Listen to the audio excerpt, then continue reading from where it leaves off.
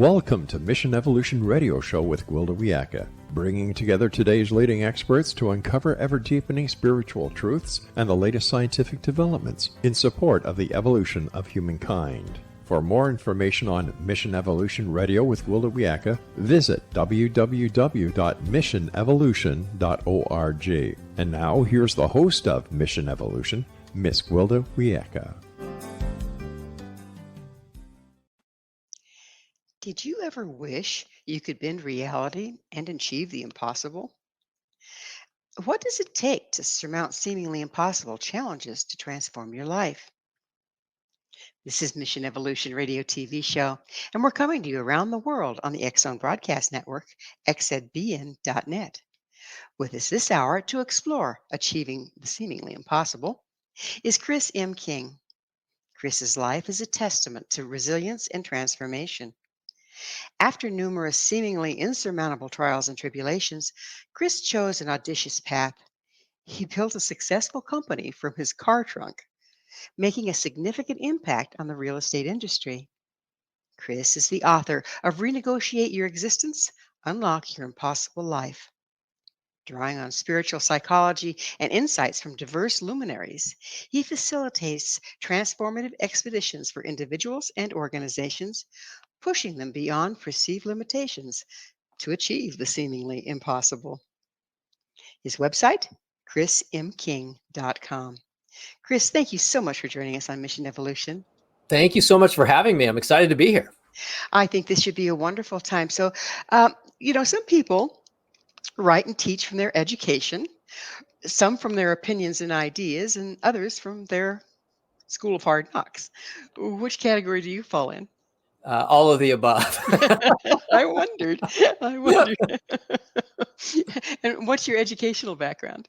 Mostly failing out of school. It took me 9 years to get a 2-year degree, an associate's degree in liberal arts. I still have no idea what that means.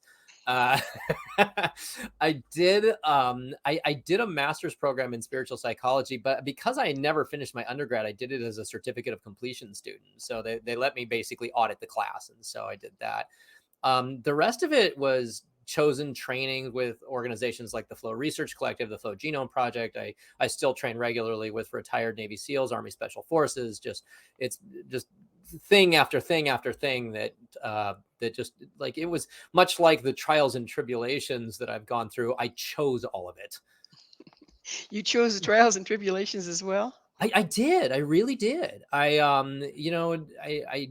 did start this company when I was broke and living out of my car, but that was a choice that I made. I didn't find myself, homeless and on the street one day. It was the alternative choice to living a life that I knew was out of alignment for me. And so I just, it was like, well, I can start from there and build up. Well, that's the place to start from, all right. The trunk of your car. Right? Yeah. Rock bottom's the best place to bounce back from. There's no place down to go from there, right? Exactly. You got nothing to lose. Nothing to lose. Would you share a little bit about your personal background? Sure. So I'm from Southern California, Los Angeles on the west side. I grew up in a very privileged neighborhood in a very scary house. My upbringing was my eldest sister died when she was 11 years old. And so I was raised in a house of grief and rage and abuse and addiction. And I built my life on those pillars. And, as you can imagine, not the best foundation. And so, by the time I was about 38 and twice divorced and no kids and didn't really have anything other than, a very strange career trajectory, I thought, maybe I should stop marrying people and bouncing around all over the place and get my stuff together here. That's certainly a good plan. Have you been successful at that? Yeah, so far so good. I mean, it still took a good, I'd say almost 10 years before I even think I got to a point where I was somewhat capable of functioning in the real world. And so here I am a few years after that. The company's been around for 10 years now, and I love what we do. So how do you feel your personal challenges led you to being right where you are? Well, all of it was, there's so many lessons right? And so much of what I had to do, I now teach and train. Like taking full responsibility, for example. While I can look at my childhood and say that a lot of the things that happened were not my quote unquote fault, and all of it was my responsibility. If I was going to live the life of design, to do what set my soul on fire, and as opposed to just having the sort of checkbox life of, okay, well, you get married and you buy a house and you get a car and you go on vacations and just like, checking boxes. But it was a process of learning how to navigate all of that stuff. And I'll tell you, as a man of my generation in this day and age, I don't know that there's a whole lot of ways you can screw up that I haven't done. So Well, at least you were thorough, Chris. you got go big or go home, right? Um, I love something that you just mentioned, and that's Mm. taking responsibility. It sounds simple enough, but it's a very deep concept, really, isn't it? Think of responsibility as a hyphenated word, right? Response hyphen ability, your ability to respond. Taking full responsibility means not for everything in your life. And it's not about blame. Okay. This is not blame and fault. Blame, fault involves victim consciousness and all that. And nothing good comes from that. You can't create from that space. Responsibility is ownership. When I take ownership of something, only then can I affect it, right? Just like something you might buy, like a phone. If you don't have ownership of that phone, you have no ability or right to affect it. The second you accept responsibility, the second you take ownership of it, now it's yours and you can do something with it. And life is like that. And it seems like it's overlooked, or even the concept of responsibility is skewed. It's like you're responsible for this, you bad person, Mhm. versus taking charge. Yeah. What prompts that shift from seeing responsibility as something negative to empowering? It's very experiential. It's the difference between health food and junk food. Okay. So if I eat nothing but junk food all day, like in the moment that I'm eating it, it's a lot of fun, right? But long term, it doesn't feel good. My body is just like, this is not great. Responsibility and fault kind of work the same way as the health food and the junk food. When we offload responsibility, when we assess fault, when we blame, that's the junk food. Feels really good in the moment. But long term, not so much. When we take responsibility, that's the health food. Maybe it's not as fun and sexy in the moment. Maybe I have to apologize. Maybe there's a little bit of shame or something like that. And it feels so much better long term. And it's just amazing, isn't it? What difference that small thing can make. And we're going to get into a lot more things that make a difference, I'm hoping here. Um, you mentioned something, life of design. What do you mean by that? But Brene Brown frames this really well. She says, you create by default or you create by design, but you are always creating. And when we look through the lens of just, basic neurobiology, you're going to have like 70,000 thoughts today or something. You're going to make 38,000 decisions, the overwhelming majority of which, we're going to be completely unconscious of. And so this is life on default. We just create and recreate completely subconsciously. Well, if we bring conscious awareness to what we're doing and what we're experiencing, and we take full responsibility for everything, well, now we can create by design. So if we're planning on creating by design, does it take a certain amount of introspection to discern where we're doing it by a knee-jerk reaction? I think it's very Statue of David here. It's not so much what we have to do; it's more what we have to stop doing. Right. The Okay. story of the Statue of David. Michelangelo said, "I didn't create David. I just had to remove all the stuff that wasn't him." This is the same kind of thing. You need to remove all of the stuff that's getting in the way, and again, because we bring a science-backed approach, I look at it through that lens. Basic neuroscience: feelings drive actions, and actions produce results. And so the feelings that create the action of offloading responsibility, typically fear and shame, right? If we can work with the fear and shame and settle that, then the barrier to responsibility is gone. Does guilt fit in there, Chris? Guilt's a little different in my framework. I think there's a difference between guilt and shame. Guilt is, and I think this is actually another Brene Brown thing. But guilt is I've done bad. Shame is I am bad. And those Okay. are very different constructs. And the thing about guilt, I think guilt has a social function. Like it keeps me from being a jackass, at least too much most of the time. Shame, however, I don't think has any function whatsoever. I don't think it serves in any way, shape, or form. It certainly devastates a person, doesn't it? It's so destructive. There's shame is like alcohol. There's just no benefit to it. So we're just about out of time in this segment, but a lot of our parenting practices, religious practices, control by guilt. Does that different from the guilt that you were just speaking about? I Yes, because it's coming from an external source and you're being told something. Like it's a directive that is not yours. And it's got to come from inside. So being imposed on you versus feeling, oh, that wasn't quite right. Yeah, yeah. Yeah. Like people say that, oh, you're shaming me. Nobody can actually shame you. Your feelings come from you. Like that those are all choices you get to make. And the buck Um, stops here, doesn't it? exactly. Yeah. Well, it is that wonderful magic moment when we get to take a station break. Chris and I will return very shortly, so don't you go away. This is Mission Evolution, www.missionevolution.org, and we're coming to you on the Exxon Broadcast Network, xzbn.net. When the going gets tough, how do the tough keep going?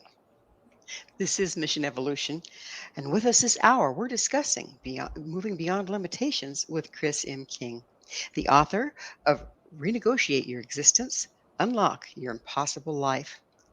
Chris, what does it take to surmount seemingly impossible challenges and transform your life? I think that's going to be different for different people. I don't think there is the way to do it. I can certainly tell you the way that I did it, and what my process was. I would say, and again, being kind of a nerd, there's a science to it, and the first step is to believe that it's actually possible, right? Because just humans, we create and we create, validate, and recreate the reality of our understanding. And so if you believe it's not possible, you're going to prove that. And there have been plenty of science experiments where the control factor was the scientist. Everything else was the same. If the scientist believed it would work, it worked. If the science didn't believe it would work, then it wouldn't. And we can look at this through the lens of the Bannister principle, the 4-minute mile guy. It was impossible to run a mile in under 4 minutes. And after decades of people trying, Roger Bannister did it in May of 1954. And decades of people trying to do it and failing, his record lasted 46 days. So the second it becomes possible in your mind, now we got a shot at it. So is that like cultural base? I mean, it's like we think Ford invented the vehicle, but the automobile, but actually, as he did, so did a whole bunch of other people all over the planet. Is it the same concept? Uh, I think there is a collective sort of thing that happens there. Sure, I think when people start chasing a similar goal or they're after the same kind of thing, and we can look at this through the lens of flow. What athletes call being in the zone. Um, and it's all driven by neurochemistry. So it is a function of physiology and psychology and energy fields. And so, but once we start thinking differently and we start and it creates a different feeling state, which of course, as I mentioned earlier, feelings drive actions and actions produce results. And so, and it does have an effect on our energy field as humans, right? We're not just, carbon-based life forms here. We are beings of light and energy. And so, and everything is energy. So if that energetic aspect of us, our energetic field, if you will, Mhm. interfaces with everything that is, including the quantum field, Mhm. does our intention manifest in the quantum level first? Yes, I'll say is the short answer, because the physical world reality is the last thing that happens in the chain, right? And this is why people fail so much at things like getting in shape, losing weight, that kind of thing, because they address the issue at the physical end of the energetic spectrum. And the physical being the last thing that happens, well, now you got to swim upstream against the flow of reality, right? But if you address this in the energetic first, if you address this in the field, and start to change the frequency, then it comes through into your energetic body. It comes through into your DNA, and then into your subconscious, and then into your conscious, and then into your physical, right? It swims downstream, and that's a lot easier. It's hard to swim upstream. It takes a lot of willpower, and that's an exhaustible resource. And this is why people have a hard time sustaining this by dealing with it at the physical end of the spectrum first. Well, the physical level is a lot more dense, isn't it? Like trying to form something out of clay after it's already been fired. Yeah, that's a great example. So, how do we impact? Okay, so I get this. We want to hit the energetic field and then let it trickle downstream. How do we impact the energetic field? Yeah, there are a lot of tools for this. I mean, the first thing is going to be awareness, right? I mean, because until there's awareness, there's really no choice. So we need, and again, what is locking us out of our awareness? It's the automated processes. It's the fear. It's the shame. It's the guilt. It's all the things that want us to go, no, I don't want to look at that. So and this is going to sound like something that a lot of people have a reaction to this, but meditation's a great start. Like just start with meditation. The benefits are, so well documented that it just has such an effect on your ability to emotionally regulate yourself, which is going to affect your energy field. Every word you use, the way that we phrase things has an impact on how we think and how we feel and on our energy fields. And so becoming aware of how is this all happening right now, and then what are the changes I need to make in order to produce a different field, a different outcome. So, would that involve? How does this look right now? Would that involve taking a really close look at our life and saying, "This isn't working. This isn't working. This isn't working." Yes. And that's the first step, is to understand that your outer reality is a reflection of your inner experience. And you got to get out of how much you don't like it or how much it sucks, right? Because if I'm in, oh, this sucks, I don't like it. Well, you don't have to like something to make it work for you. That's the first thing. The other thing is, there's nothing, just Hamlet, right? Act 2. For nothing is either good nor bad. Thinking makes it so. If I like it, it's good. If I don't like it, it's bad. And people don't want to look at the bad. They don't like that experience. And again, there can be shame or fear or anger or whatever. But if we can look at your outer reality and say, this is informing me of where I am on the map. That's all it is. This is data points. You're not in the house you want to live in. Okay, that's a data point, right? What is the house you're in? What is the one you want to be in? What's the delta between those things? How did I get to the house I'm in? How do I get to the house I want to be in, right? Because again, you, the individual, is the sole creator of their reality. Do people? It sounds like to do this, you need to know what you want in the first place. And it seems to me like most people are just creating solutions to assumed problems versus what they really, really want. How do we find what we really want? Isn't that kind of the first place to start? Yeah, yes. I mean, that is definitely the first place, is what is it you really want? And understanding, is this an egoic desire or is this like a soul-centered kind of thing? When I went after my radio career, there was no ego in there. It was being on the air was an autotelic experience. Like I would do it just for doing it. It had so much juice. There was nothing in the world like potting up that mic, being live on the air, having no idea what callers were going to say and going back and forth. And there was so much juice in that. I certainly didn't for the money, because radio just did not pay well back then, and I can't imagine it does now. But it sounds really kind of campy because we've heard it so many times before. But don't do it for the money, kind of thing. If you do it for something deeper, the money will come. And so, getting connected to the thing you really want, to the thing that soul-centered, heart-centered, deep desire. That's where it has to start. And if you don't know what that is, well, there's all kinds of tools and processes to figure that out. And I would wager to guess few of us really do know what that is, because haven't we been programmed to want, by media and everything else, haven't we been programmed to want what'll give the system the most money? Well, here's the way to figure it out. A way to figure it out. And it's one of my top tools that I use for this kind of thing. If when somebody says, I don't know, it's like, okay, I don't know is typically a strategy, because the ego is too damn scared to go after it. So the tools say, okay, I am going to bind myself from doing anything with what I'm about to find out. I'm not allowed to make any changes. I'm not allowed to take action. I'm not allowed to do anything. I am just creating a container of safety, and I am bound, prohibited from doing anything with the information. Now, what do I really want? If your mind is quiet and you have that container of safety, you'll hear the answer like that.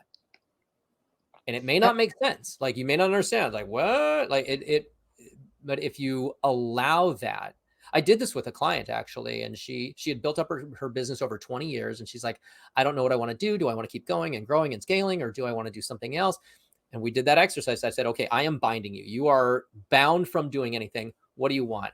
Her whole body dropped. She just, I don't want to do this anymore. Like, there it is, right? Good. Now we know what road we're on. There's a thing that I've heard called the yabbits. Okay. And it's when we're looking for what we want, we'll go, I would really like to. Yeah, but I can't do that because I've got to do this because, how do you get beyond the yabbits? Yeah, I had that many times in my life. The yeah buts are true, right? When I decided I wanted to be an NCAA ice hockey player, there were a ton of reasons why I couldn't do it. And all of them were true, right? I was 21 years old. I was failing out of my junior college, and I had never skated before. But I wanted to be a hockey player, an NCAA ice hockey player, right? And it's like, well, but you've never skated before, but these guys have been skating since they were 5 years old, but you're older than them. But you're like, all of the things were true. And there's something about the soul when you're really connected to that, that deep soul-centered desire, even without understanding why it wants it. It doesn't care.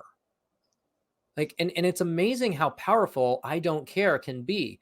When I went after my radio career, people told me, Chris, first of all, you're never going to get that job, like ever. It's statistically not going to happen. Yeah, that's true. I don't care. Okay, if you do get that job, you're not going to make any money. You're going to starve to death. Yeah, that's true too. I don't care. It's amazing how much I don't care can give you power when you want it that bad. That is amazing. I mean, I never put that together, that the I don't care can actually get you someplace that you care to be.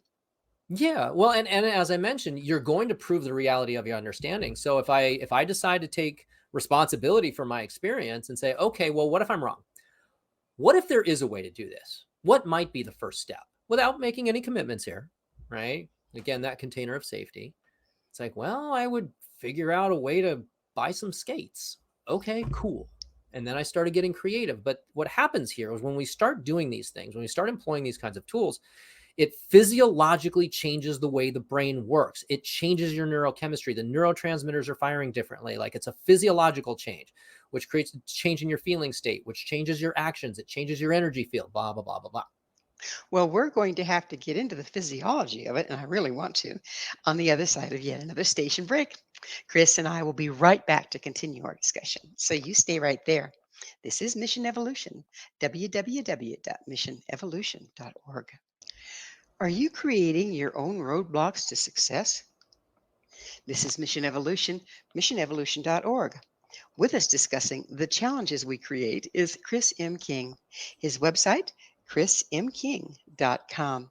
Chris, we were talking about physiology here. What is exactly the physiology of manifestation? Well, that's a little tricky. It's the way I look at this is it's sort of like the lock on a door. Inside the lock, there's what we call tumblers. And only when the tumblers are perfectly aligned can the lock be turned and the door open. And what you want, whatever you want to manifest, whatever you want to create, whatever you want to experience is on the other side of this door. And you need those tumblers to be aligned for you to get it. And so those tumblers are, number one, it's going to be like your energy field. Are you, and I'm just going to get really woo here for a second. Am I vibrating within the bandwidth of the frequency of the thing that I want? So right? Kind of like a resonance.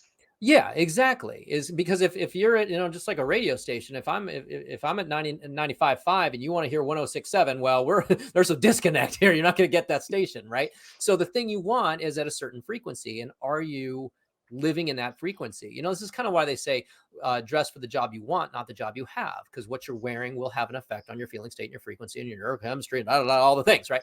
So and those are the other things, right? So there's the energetic alignment, there's your thoughts, your feelings, your actions, like those are all the tumblers. And the trickiest one is your belief system, right? Everybody has an operating system in their head, and every individual is the sole architect of that system. And that system was written and coded by the time the individual was about 6 years old. And that becomes their rules of life. And this is why we can't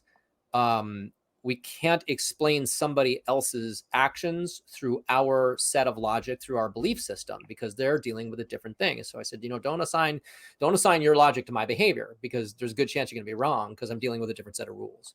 So, and of course, because the belief system was written by the time we were 6, and we have practiced it and validated it and revalidated it for the last however many years you've been alive, it's really tricky to make the unconscious conscious, so we can shift into a different reality, have a different experience on the planet. I'd like to throw another element in here, just for fun. Okay. How much of this predisposition to buying into a particular reality is passed on to us before we're ever born through our DNA? Yeah, I mean, there's some interesting intergenerational family patterns. There's and I think that probably has to do with frequency as well. I think that we're probably born of similar frequencies, that parents and genealogy and what have you. And it does boil down to the individual. It's like, look, it's we've said 10% of life is what happens. 90% is how you deal with it, how you relate to it, right? And what one of my teachers said is how you relate to the issue is the issue. And so it is a function of that alignment. So I could sit here and say, oh, it's because my dad, or it's because my mom, or because my grandparents, or because my family history, or because, I'm Italian, or, whatever thing you want to throw in there. But ultimately, anything we do that offloads our responsibility, that tells us here's the justification or the reason for something. Even with clients, I tell them, I say, I sound terribly insensitive sometimes. And I kind of joke. I say, look, it's not that I don't care about, what happened in your childhood. Actually, that's exactly what it is. I don't care. Like, I don't care what happened in your childhood, because, even if like, well, why am I like this? I don't care, because I'm going to deal with it the same way. The fact is, you are like this. And is it aligned or misaligned with where we need to go? I'm going to treat it. If you want to spend the time and dig around your childhood and figure it out, we can certainly do that, but we can move a lot faster if we don't have to get stuck in that. And because the brain doesn't really understand what's happening, it only understands what we tell it. The more we live in the past, the more we vibrate in that frequency, we just recreate that reality. It's like, no, we're going to get out of the past. We're going to get our heads moving forward. So, and if nothing else, it's a function of speed. Success loves speed. Keep on moving, right? Right, just go, right? Like, if we get stuck in the past, I mean, people create an identity sometimes around working on their issues. People have been in therapy for decades, been in therapy for 5 years. I'm like, still, really? Like, I don't get it. Like, you should be done by now. Like Carolyn Meese said, you're still working 40 years later on something that was a 10-minute event in your life? Yeah, What's wrong with this picture? yeah. So what I was trying to get at about the what's passed down to us is there a way we can overcome it, circumvent it, so it's not a subconscious or unconscious response that holds our frequency someplace that we want to transcend? Yeah, I mean, if it is handed down to us, we can do with it whatever we want, just like a family heirloom. Like, you don't have to carry this forward. You can if you want to. And my woo friends on the West Side, they talk about this a lot. It's like, it's up to me I have the opportunity here to heal this for my generations moving forward and going back. So it's, how do you relate to it, I guess, is the question. So what is spiritual psychology? Hippie school. Hippie school, I like it. So, Right in hippie there. school. Right. Yeah, it's, there are a lot of these programs out there that have very similar kind of content. I did a 2-year program. And I didn't do it because I thought I would ever build a career on it. I did it because it really resonated with me. It sort of spoke to like, and I knew a lot of people that had been through that program. I'm like, these are kind of my people. So maybe I need to look at this. But the principle that they work with is not so much that you are a person who possesses a soul, but you are a soul having a human experience. I actually kind of like what Dr. Joe Dispenza says about this. He takes it a step farther. He says, you're actually an energetic being having a spiritual being having a spiritual experience at the physical end of the energetic spectrum. That really lands for me. Just, my old man's an electromagnetic compatibility engineer. So when it gets nerdy like that, it works for me. I understand, and I love the way the woo woo and the science are really starting to come together in this time in our life, where before there wasn't the explanations for it in the When I was a scientific kid, I community. saw that as the Holy Trinity, like the spirituality, science, and philosophy, if you will. Like all that kind of came together. So, if we're listening to personal growth modalities and all this kind of stuff, how do we move beyond those cookie cutter kind of things into designing our own manifestations, our own wants in our lives? Uh, Go to the buffet. Take what you like and leave what you don't. Use what works and drop what doesn't. Like there's no one way to do this. I don't think. I will say that personal development is a function of personal destruction. You want to build a new casino, you got to blow the old one up first. So, you speak a bit about mindful intentionality. Mhm. Would you mind going into that a little bit for us? Sure. Well, give me some context here. I can go down a lot of rabbit holes. Oh, get my bunny ears on. Right. Um, we've kind of brushed over or danced around how much intention plays a role in Mhm. what we manifest. Mhm. Um, so I guess that's where I'm trying to go. How can you be mindful of what you're intending? Yeah, I mean, look, this work is shockingly uncomplicated. It's not easy, but it's not complicated. Setting a affirmative intention about something and keeping it kind of in your awareness can have a powerful effect. Like what we focus on expands. We know that, right?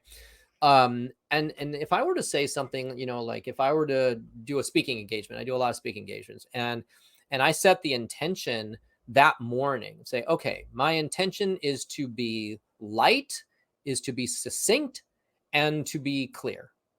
Simply stating that out loud can have a profound effect on that experience. It gives me a tether, like an anchor point to sort of tether myself to, and it calls me back to that. So, whatever it is that you're working on, set an affirmative intention. When I say affirmative, I don't like to use the words positive and negative because of the good bad thing. But so affirmative, what I mean by that is to phrase it, to frame it in the affirmative, as opposed to what you don't want.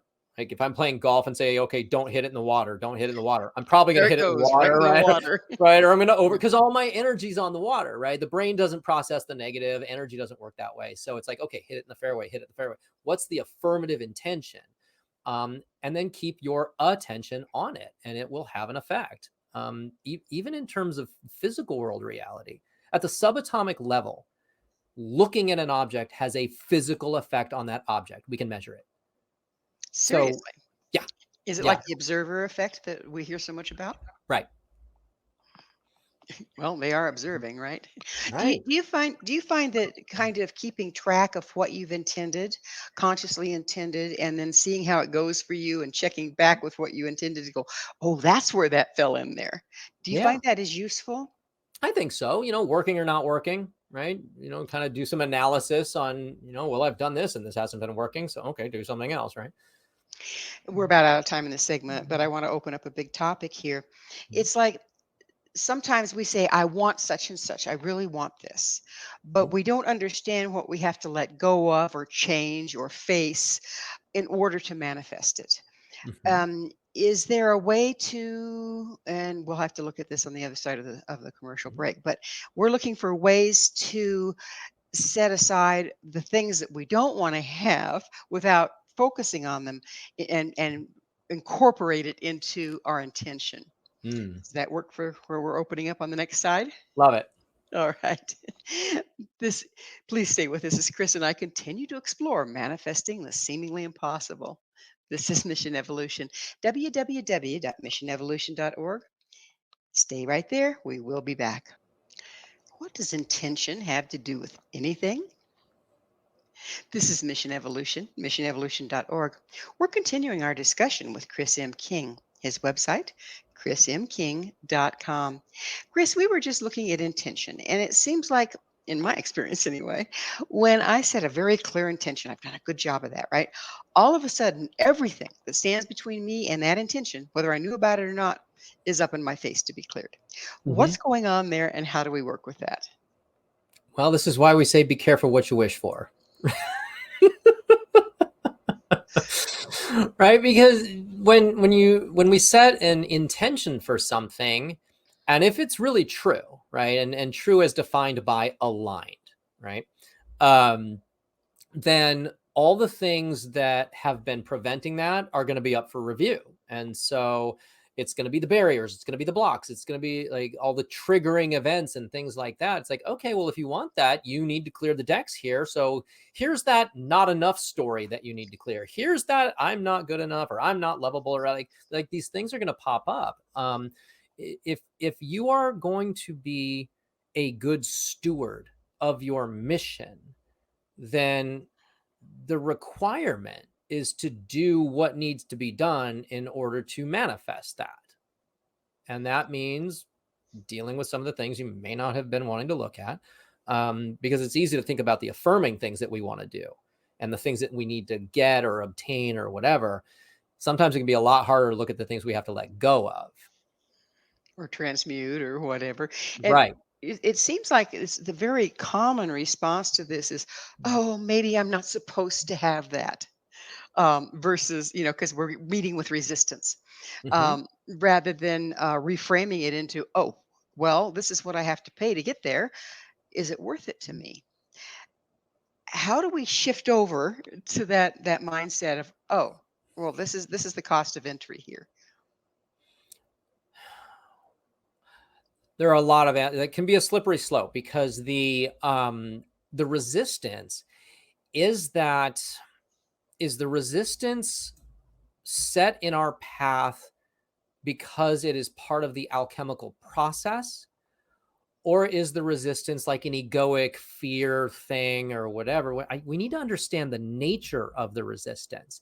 And is this something that I need to go around or under or over or straight through? Or is this telling me to pause? Like it can be really tricky to understand what the nature or the quality of the resistance really is.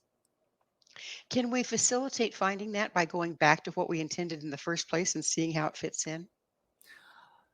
Yes, it may not even be, because that gets really mental very quickly. And the mental stuff can really get in our way, because I mean, look, when it comes to the mental game, I can go pro or con all day long. I can validate or invalidate whatever I want. I can do circles around myself mentally. And this is why meditation is so good. And I love the way that somebody had framed this for me really beautifully once. Said the difference between prayer and meditation is that prayer is talking to God. Meditation is listening. And I think if your mind is clear enough, and I know in my experience, when my mind has been clear enough and I've asked a question, I typically hear the answer as soon as I think the question. Interesting. No lag time. No lag time. But I got to be quiet though. I got to trust in whatever that is. It's like, is this even what I'm supposed to be doing? Like, it'll just fall, or, what's the next step here? Like, it's a listening exercise. And because there's an embodiment piece there. But Chris, what constitutes supposed to? When I might need a little context on that. I tend to not believe in supposed to. Like when somebody says, I'm supposed to do this or I'm not supposed to do that. It's actually quite triggering for me when somebody says, if it will be, if it was meant to be, it will be. It's like, no, What that's it bullshit. is, it is. Yeah. Right. It's like, oh, I guess it just wasn't meant to be. Like, no, you're offloading a responsibility. If it didn't happen, you didn't align yourself with the frequency of the thing. And that Now, you didn't move through that to do right. so, right? Right. Now, there's also the full investment with zero attachment angle. So just because I didn't get the thing, it doesn't mean I failed or whatever. That it's sometimes the universe, in my experience, is not above bait and switch. In fact, it uses it quite frequently. It'll show you something and say, hey, here's the thing. And you go, ooh, and I get all excited and I start traveling down that road to the thing, only to get halfway there and realize there's a new road that goes in a new direction. Go, oh, that's the thing. And then I go in that road. So, but had I not taken the first journey towards the first thing, I never would have found the second one. So full investment with zero attachment is a concept that we work with quite a bit. So when we look at reality, and of course everybody has their own concept of it, but if we look at the larger reality, we're all in this soup, and people talk about destiny and predestined. Is it kind of a marriage of the reality and surfing the wave of reality to find our sweet spot versus being able to totally shift reality completely and manifest something um, without context? Well, I think it boils down to what is true. If I'm understanding your question, think about truth as tuned. Like if I and I don't when true I don't like true or false. This is a slightly different context. It means aligned or misaligned. When I say true, I mean correct, right. I don't mean moral. I don't mean accurate in terms of data point. I mean aligned. If I take my mountain bike into a shop and I tell him to true the wheel, it means like there's a wobble in the wheel. I need you to align it. I need it to be straight. And it's like a piano being in tune or something like that, or a guitar. The E string is E. There's no debating it. It's true. It's in tune. And your human system can tune into that resonant frequency, right? The truth is a frequency. My truth and the truth are not the same thing. My truth is all about my opinions and preferences. The truth is that frequency that's not debatable. And that's what I'm tuning to. And I love what Jordan Peterson says about truth. He says, whatever happens to telling the truth or living in alignment with truth is the best thing that could possibly happen. It kind of plays into a whole truth, doesn't it? Yeah. This time in the show when I get to ask you, Chris, what's your mission? That's a powerful question and very timely. My oldest friend that I have known since we were 13 died about 3 months ago. I'm sorry. And it created, no, it's fine. Thank you. It created a moment, actually, and when I say moment, I mean a couple of months of real pause and reflection, and just thinking about my relationships, thinking about my company, and I'm like, and I recognized that there was in the nonprofit world, we would call it mission drift. It's like, what am I doing? Like, what? Okay, I built this thing and it's moving in this direction. It's like, where am I going again? And so there's been this really interesting kind of rethinking, reimagining, and reconnecting with that. And I think what I'm coming to now is that the mission of this organization is much bigger than I originally thought.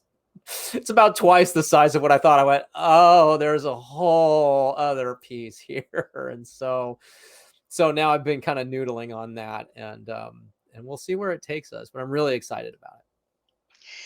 That's the other piece is we might have a direction that we're going, like you did, and then interstage left something we unexpected, like COVID-19. Okay. And then it shakes up. Does it shake up the tune, the true, the alignment? I'm not the architect of the universe, so that's a tricky one. I do think as long as we continue on the path of the truth, as long as we keep tuning ourselves to that and trusting in it, it's a big trust and surrender piece, you know? And I'll tell you what that looks like from my own life. My last romantic partner, fiance, And she, to this day, she's one of my closest friends. But we broke up a couple of years ago. My truth was, I wanted to stay in it and fix it and figure it out. The truth that I think I felt on a deeper level was that to really alchemize this for the next step of both of our evolution, we have to let go of what we've built here and move beyond that. And now we're in a wildly different relationship, but we can show up for each other now in a completely different way that gives us so much more power and energy and support. And it's like, wow, if I'd have just clung on to what I wanted, to my truth, and if instead of surrendering into the truth, I'd still be grinding away with her, and we'd be a mess. Well, we are just about out of time in the entire show. But real quickly, what do you see the world looking like if more people start to become co-creators of their existence?